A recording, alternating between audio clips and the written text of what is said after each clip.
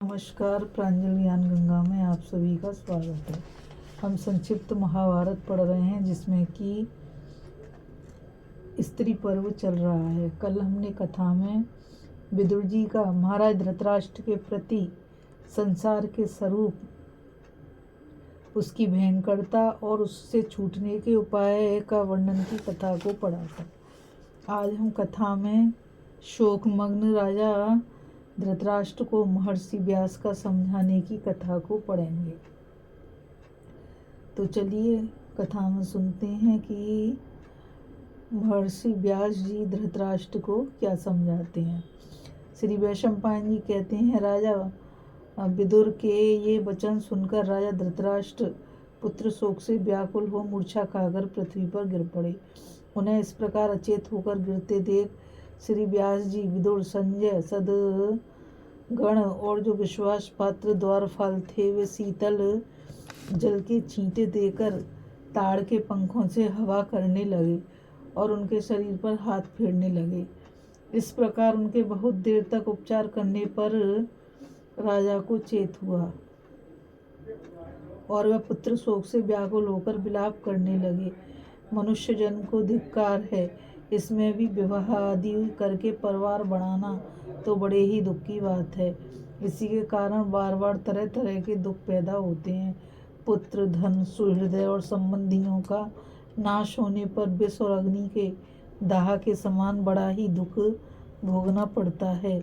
उस दुख से शरीर में जलन होने लगती है और बुद्धि नष्ट हो जाती है। ऐसी आपत्ति में फंसने पर तो मनुष्य को जीवित रहने की अपेक्षा मौत ही अच्छी मालूम होती है। इसलिए आज मैं भी अपने प्राणों को त्याग दूंगा। महात्मा व्यास जी से ऐसा कहकर राजा धृतराष्ट्र अत्यंत शोकाकुल हो गए। अपने पुत्रों के ही चिंतन में डूबकर वो मौन रह गए। तब भगवान व्यास ने उनसे कहा, धृतराष्ट्र, तुमने सब शास्त्र सुने हैं, तुम बुद्धिमान हो तथा धर्म और अर्थ के साधन में कुशल हो। मनुष्यों का जीवन सदा रहने वाला नहीं, यह तो तुम निस्संदेह जानते ही हो। यह मृत्यलोक अनित्य है, परम पद नित्य है और जीवन का पर्यवसान मरण में ही होता है। यह सब जानकर भी तुम शोक क्यों करते हो? इस बैर का प्रादुर्भाव तो तुम्हारे सामने ही हुआ था। तुम्हारे पुत्र के कारण बनाकर काल ने ही इसे अंकुरित किया था। राजन, यह कौरवों का विध्वंस तो होना ही था, फिर तुम उन सूरवीरों के लिए क्यों शोक करते हो? उन सब ने तो परम गति प्राप्त कर ली है। राजन, पुराने समय की बात है, एक बार मैं इंद्र की सभा में गया था। वहाँ मैंने सब देवताओं को इकट्ठे हुए देखा। उस समय एक विशेष प्रयोजन से पृथ्वी उनके पास आई और उनसे कहने लगी, देवगण, आप लोगों ने मेरा जो काम करने के लिए ब्रह्मा जी की सभा में प्रतिज्ञा की थी उसे अब शीघ्र ही पूरा कर दीजिए।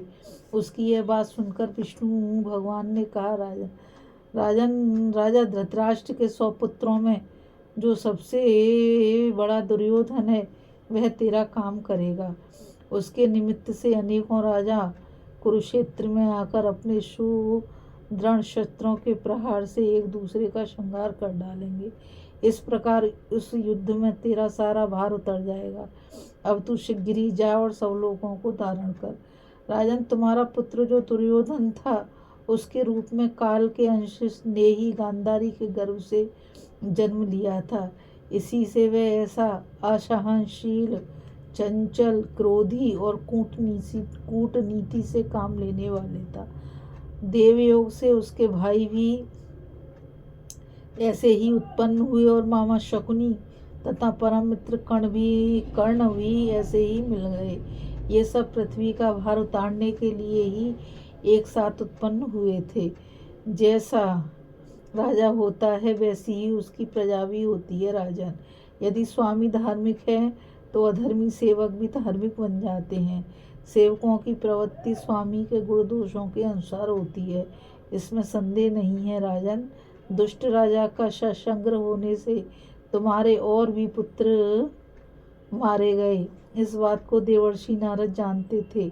आपके पुत्र अपने ही अपराध से मारे गए हैं, तुम उनके लिए शोक मत करो, क्योंकि इस संबंध में शोक करने का कोई कारण नहीं है।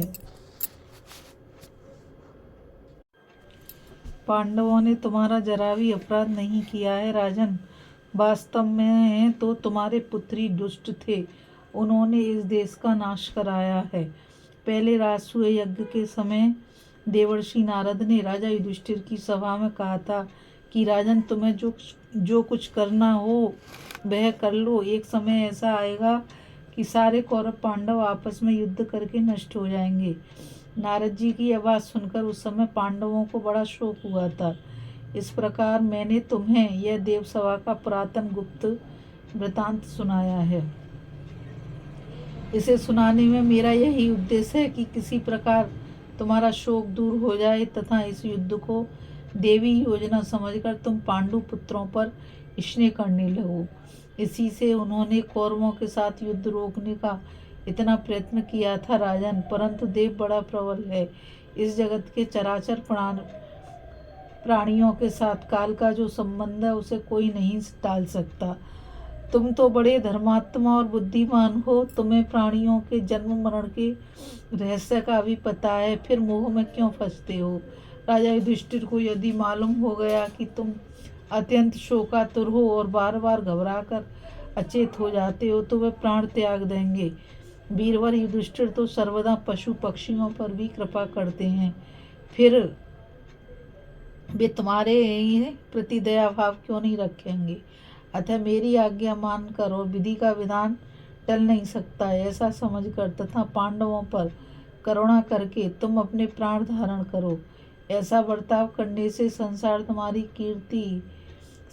में तुम्हारी कीर्ति होगी, धर्म और अर्थ की प्राप्ति होगी और दीर्घकाल तपस्या का फल मिलेगा। तुम्हें जो प्रज्वलित अग्नि के समान पुत्र शोक उत्पन्न हुआ है उसे विचार रूप जल से सदा शांत करते रहो। वैशंपायन जी कहते हैं, अतुलित तेजस्वी व्यास जी के ये वचन सुनकर राजा धृतराष्ट्र ने कुछ देर विचार किया। इसके बाद वे बोले, द्विजवर, मुझे महान शोक जाल ने सब ओर से जकड़ रखा है। मेरी बुद्धि ठिकाने नहीं है और बार बार मूर्छा सी आ जाती है। अब आपका यह उपदेश सुनकर मैं प्राण धारण करता हुआ यथासंभव शोक न करने का प्रयत्न करूँगा। राजा धृतराष्ट्र के वचन सुनकर सत्यवती नंदन भगवान व्यास जी वहीं अंतर्ध्यान हो गए। इस कथा में बस इतना ही। अभी हम कथा में शोकमग्न राजा धृतराष्ट्र को महर्षि व्यास जी का समझाना की कथा को पढ़ रहे थे। अब आगे कथा में हम विदुर जी के समझाने से राजा धृतराष्ट्र का कुरुकुल की स्त्रियों के साथ कुरुक्षेत्र की ओर जाना तथा रास्ते में कृपाचार्य आदि से उनकी भेंट की कथा को पढ़ेंगे। इस कथा में बस इतना ही। मुझ गीता रावत को आज्ञा दीजिए।